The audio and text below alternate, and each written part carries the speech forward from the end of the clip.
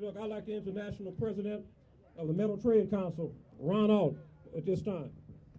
Hello, Avondale. In 1999, I came here as the organizer to work and organize this shipyard. And it's going to be a big shirt, yeah. Fits me, fat boy. I was a lot slimmer when I came here, too. I went through 4 pant size thanks to the great food in southern Louisiana. But let me tell you, I love Louisiana. I've made friends in Louisiana, and we're never going to abandon Louisiana. When we found out back in early March and April that the shipyard was possibly going to close, we started working. We worked quietly. I don't know how many people have seen the billboards on I-10. Seen them? We put those billboards up about 2 weeks ago because we're no longer working quietly behind the scenes trying to find buyers and all. It's time to ratchet this fight up. I asked for my dear friend Arlene, who I worked with on Rebuild New Orleans. People forget something. The first $1 billion investment of private money in New Orleans after Katrina came right here. Right here.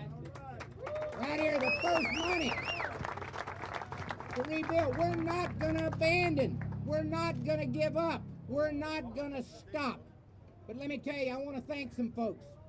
I want to thank the New Orleans Saints and the NFL Players Association.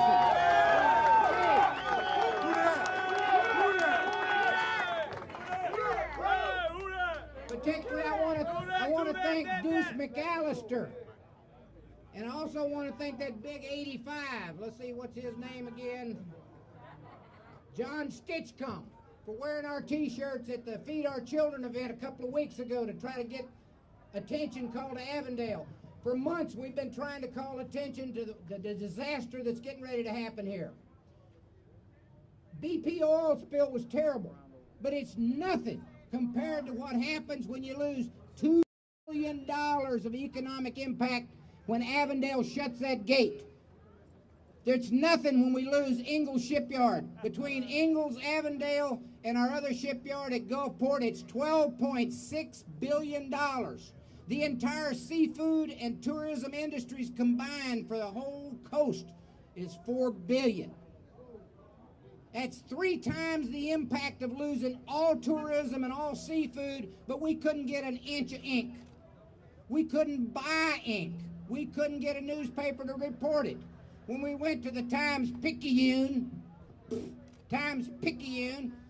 all they put in was a little tiny thing in there about Avondale closing. They didn't talk about the impact. They didn't talk about the possibilities of other work. When we went to the White House the other day, led by my dear friend Arlene, President Obama listened. He cared. 7 days after that meeting, the Navy made the announcement. Now, I don't know about you, but they either got religion and changed their mind, or Barack Obama changed it for them.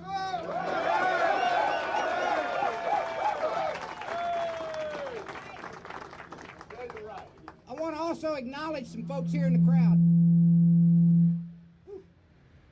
Julie Cherry from the Louisiana State Federation of Labor. Julie's joining us today. Tiger Hammond, where you at, Tiger? Tiger from the Central Labor Council. Julie, come on up. We got the Lance Albin from the New Orleans Building and Construction Trades. Where you at, Lance? Ronnie Rossiter from St. Tammany's Central Labor Council. We also got in the House today, and we want to acknowledge Congressman Cowell, who will take bipartisan support. Anybody that wants to help us help save this shipyard, by God, we want their help. Okay, anybody.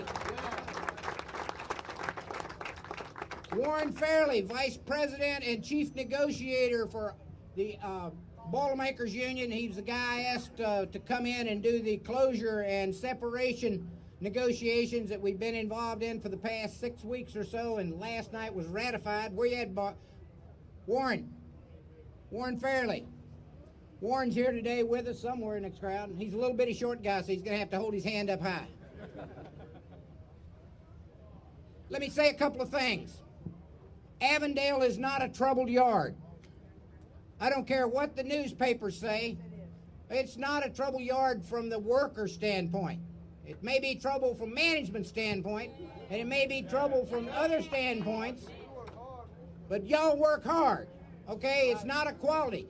We need to have the best quality work done at Avondale.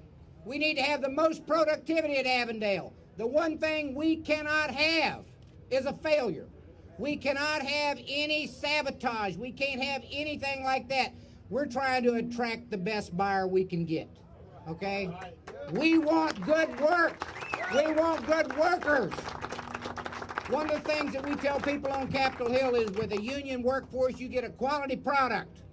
I want to see the best quality in the world out of Avondale because we want to be building ships for the next generation of ships and the next generation of ships and the next generation of ships. Brothers and sisters, hang with us. We're going to get this done. It ain't over. There is hope. And we're going to save Avondale Shipyard.